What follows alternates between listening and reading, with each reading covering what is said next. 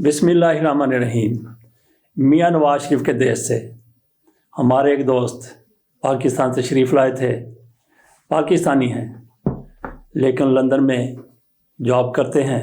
ताहिर जमील नूरानी उनकी पाकिस्तान के अमूर पर, ख़ुसूसी तौर पर पाकिस्तान की सियासत पर नज़र होती है। कॉलम भी लिखते हैं, किताब लिख चुके हैं। उनकी पाकिस्तान में गुज़श्ता दिनों आमद हुई थी। हमारे पास भी तशरीफ़ लाए थे। उनके वीलाग हमने किए थे। उनकी कई लोगों से मुलाकात हुई। सबसे अहम मुलाकात जो मैं समझता हूँ उनकी हुई वो एजाज़ुल हक साहब से थी।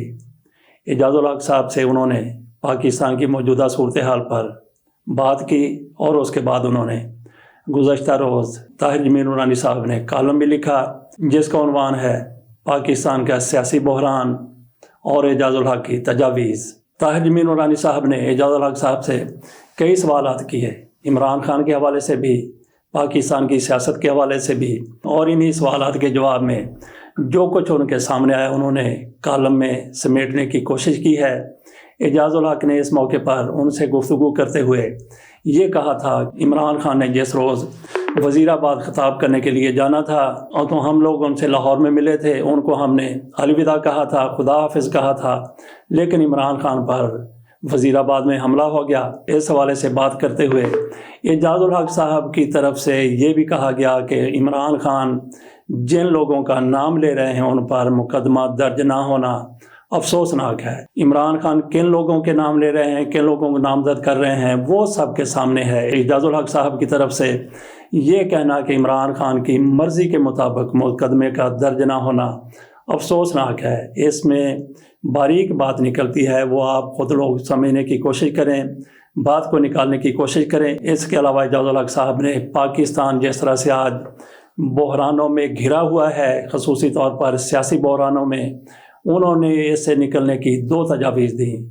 ताहिर जमील नूरानी साहब के मुताबिक एक तजवीज़ तो उनकी ये थी कि ये लोग चाहते हैं कि इंतखाबात अगले साल 2023 नवंबर में हों, लेकिन अगर ये इंतखाबात नवंबर में ही करवाना चाहते हैं तो फिर ये कर लिया जाए कि एक ऐसा सेटअप यही हुकूमत बना दे जो उस वक्त तक काम करे और ये लोग घरों को चले जाएं। ये इमरान खान को सूरत हाल काबिल कबूल होगी। दूसरी तजवीज़ जो उन्होंने दी वो ये थी कि इंतखाबात जो वैसे तो अगस्त में होने हैं, सितंबर में होने हैं, उनको 3 महीने पीछे ले आया जाए तो फिर ये हो जाते हैं अप्रैल या मई में इंतखाबात हो जाएं तो इमरान खान को इन पर राज़ी करना भी इतना मुश्किल नहीं रहेगा। एजाज़ुल हक साहब की तरफ से ये जो तजावीज़ दी गई हैं बिल्कुल माकूल हैं और काबिल अमल हैं। इन पर अमल कर लिया जाता है तो फिर पाकिस्तान से सियासी बहरान ख़त्म हो सकता है।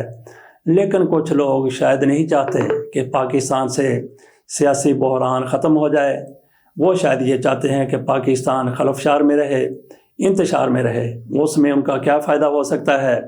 जितने ज़्यादा ताख़ीर के साथ इंतखाबात होंगे उतना ही इनको ये नज़र आएगा कि इमरान खान की पॉपुलैरिटी कम हो रही है और ये जो लाकर बैठाए गए हुक्मरान हैं वो कोई ना कोई ऐसा रास्ता ज़रूर निकाल लेंगे, कुछ ऐसा ज़रूर कर लेंगे, कुछ ऐसे कारनामे ज़रूर सर अंजाम दे लेंगे कि इनकी मकबूलियत में थोड़ा सा इजाफ़ा हो जाएगा और इमरान खान की मकबूलियत थोड़ी सी कम हो जाएगी। इमरान खान को जिन लोगों ने इस नहज पर पहुंचा दिया, इस नौबत पर पहुंचा दिया, उनकी हुकूमत का ख़ात्मा कर दिया गया, उन पर मुकदमात कायम किए गए और उन पर फिर हमला भी करवाया गया। क्या इमरान खान उन लोगों को माफ़ कर देंगे? वो हुकूमत में रहते हैं या नहीं रहते? मैं लोगों की बात कर रहा हूँ जिन्होंने इमरान खान को इस अंजाम से दो चार किया है। मैं नहीं समझता कि इमरान खान उनके ख़िलाफ़ कोई इंतकामी कार्रवाई करेंगे या उनसे हिसाब लेंगे। सिर्फ़ अपनी ज़ात की हद तक इमरान खान यकीनी तौर पर उन लोगों को अपनी ज़ात की हद तक जो कुछ उनके साथ हुआ है उनको माफ़ कर सकते हैं, माफ़ कर भी देंगे, क्योंकि इमरान खान बहुत बड़ा दिल रखते हैं, बहुत बड़ा जिगरा रखते हैं। लेकिन जिस तरह से इमरान खान कहते हैं कुछ लोगों ने आइन को तोड़ा है, बगावत की है, और बाज़ को तो इमरान खान ये भी कहते हैं कि कुछ लोगों ने गद्दारी की है। मैं नहीं समझता कि इमरान खान उन लोगों को माफ़ कर देंगे। वो लोग आज طاقت کے آسمان پر بیٹھے ہیں، قوت کے ہمالہ پر بیٹھے ہیں، بہت زیادہ طاقتور ہیں، وہ عمران خان کو کیا اس قابل چھوڑیں گے کہ کل عمران خان ان سے انتقام لے سکیں، ان کے خلاف بغاوت، غداری یا کوئی دوسرے مقدمات درج کروا سکیں؟ ناظرین، چند دہائیاں پیچھے چلے جاتے ہیں، ذوالفقار علی بھٹو کی حکومت کا تختہ اٹھا گیا، جنرل ضیاء الحق صاحب اقتدار میں آ گئے۔ ہم نے یہ سنا ہے اس دور میں کہا جاتا تھا کہ اس وقت ایک قبر تھی، 2 مردے تھے، تو جنرل ضیاء الحق صاحب نے یہ فیصلہ کیا کہ اس قبر میں کیوں چلا جاؤں، ذوالفقار علی بھٹو کو کیوں نہ وہاں پہ ذوالفقار علی بھٹو کو کیوں نہ اس میں پہنچا دیا جائے۔ تو ذوالفقار علی بھٹو کی پھانسی کا اہتمام کیا گیا۔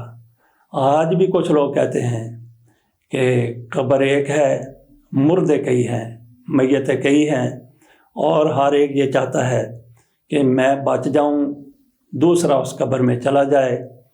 تو وہ لوگ، طاقتور لوگ، قوت والے لوگ جو خود کو آج بہت بڑا سمجھتے ہیں، کون کی طاقت ہونے کا گمان لیے پھرتے ہیں، جو ہم کہہ دیں گے وہ ہو جائے گا، اور ایسا ہو بھی رہا ہے۔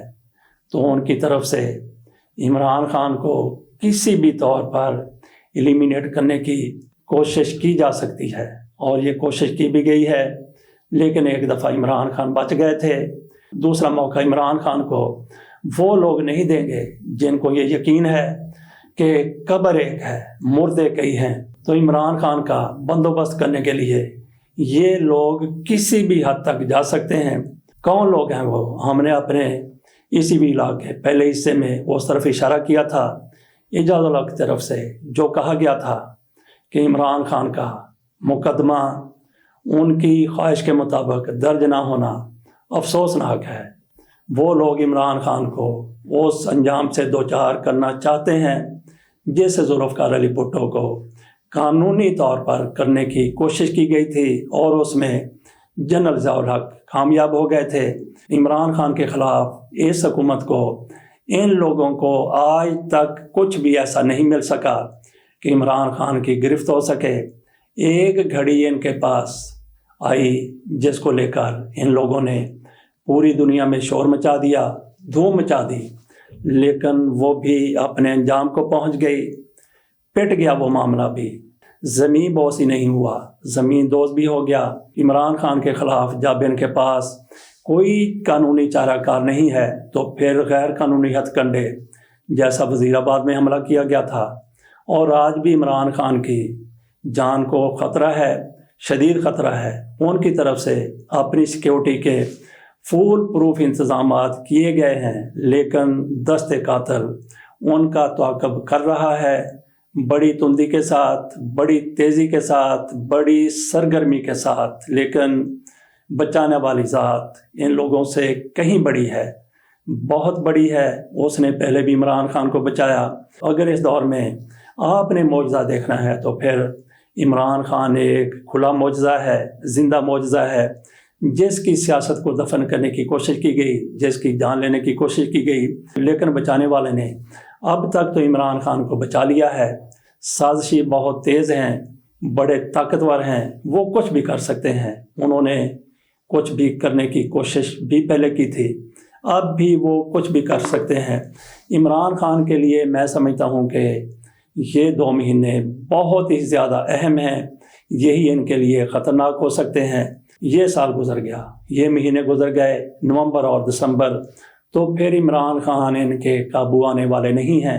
عمران خان ہوگا اور پھر یہ میدان ہوگا، وہ سر پر دوڑتے چلے جائیں گے، ان کے کسی طرح سے بھی قابو نہیں آئیں گے، لیکن عمران خان کی جان کو خطرہ صرف ان چند دنوں میں ہے۔ آخر میں تھوڑی سی بات ہم کر لیتے ہیں۔ قومی اسمبلی میں ایک مزاحیہ قسم کی قرارداد پیش کی گئی ہے، اور پھر اس کو منظور بھی کر لیا گیا ہے۔ قرارداد میں کہا گیا ہے کہ پاک فوج ہماری ریڈ لائن ہے۔ ناظرین، یہ قرارداد متفقہ طور پر منظور کی گئی ہے۔ سارے کے سارے ممبران جو اسمبلی میں بیٹھے ہوئے تھے، ان سب کی طرف سے یہ کہا گیا ہے کہ پاک فوج ہماری ریڈ لائن ہے، اور ایک گروہ پاک فوج کے خلاف پراپیگنڈا کر رہا ہے، उसकी शदीद मजम्मत करते हैं। हम फौज के साथ खड़े हैं, यकजहती का इजहार करते हैं। मज़ाहिया करारदाद है, मुज़हिका खेज़ करारदाद है। वोट देने वाले कौन लोग हैं जो कल तक कह रहे थे कि जनरल साहब वहाँ आए, टांगें काँप रही थी, माथे पर पसीना था। वो लोग हैं जो कहते थे कि बाजवा साहब, फैज़ हमीद साहब, आपको जवाब देना पड़ेगा। इसमें वो लोग हैं जिन्होंने ये करारदाद मंजूर की है। वो लोग हैं जो कहते थे फौजियों के गले में वो तार बांधकर गाड़ियों के साथ घसीटा जाएगा जो तार पाकिस्तान अफ़गानिस्तान सरहद की बाड़ पर लगी हुई है। इसके अलावा भी ANP वाले, मौलाना फजलुर रहमान की पार्टी वाले पाक फ़ौज के ख़िलाफ़ जो कुछ कहते रहे हैं, इन लोगों की तरफ से ही आज कहा जा रहा है कि ये पाक फ़ौज हमारी रेड लाइन है। कल तक पाक फ़ौज कौन सी लाइन थी जिसको आप लोगों की तरफ से अबूर किया गया था? और करारदाद को मंजूर करने वालों में वो शख्स और उसके हामी भी बैठे हुए थे जिसने कहा था कि तुम लोग जर्नैलों 3 साल के लिए आते हो, हमने हमेशा रहना है। मैं आपका कच्चा चट्ठा पाकिस्तान बनने के बाद से अब तक का दुनिया के सामने रख दूंगा, तुम लोगों की ईंट से ईंट बजा दूंगा। आज ये लोग पाक फ़ौज के हवाले से कितनी मुनाफिकत का मुजाहरा करते हुए कह रहे हैं कि पाक फ़ौज हमारी रेड लाइन है, इसकी साथ इजहार यकजहती करते हैं। तो ये इजहार यकजहती कब तक के लिए है? 1 महीने के लिए, 2 महीने के लिए, हमेशा के लिए कभी नहीं हो सकता। ये मुनाफिक लोग पाकिस्तान के साथ उस वक्त तक खड़े हैं जब तक इक़्तिदार में हैं। जब इक़्तिदार में नहीं होंगे तो फिर वही कुछ करेंगे जो पहले करते रहे हैं। जब इन्होंने इक़्तिदार में आना है तो दुम हिलाते हुए बड़े बड़े ऐवानों की तरफ भागते हुए चले जाते हैं, डिग्गी में बैठकर मुलाकातें करते हैं, और जब इक़्तिदार से बाहर होते हैं तो फिर आपके सामने है फ़लाँ को जवाब देना पड़ेगा, फ़लाँ को हम आर्मी चीफ नहीं बनने देंगे, फ़लाँ की हम तैनाती नहीं होंगे, ये कर देंगे, यूँ कर देंगे, वो कर देंगे। ये इनका माजी है, ये इनका हाल है और यही इनका मुस्तकबिल है। इसके साथ इजाज़त दीजिए। अल्लाह हाफ़िज़।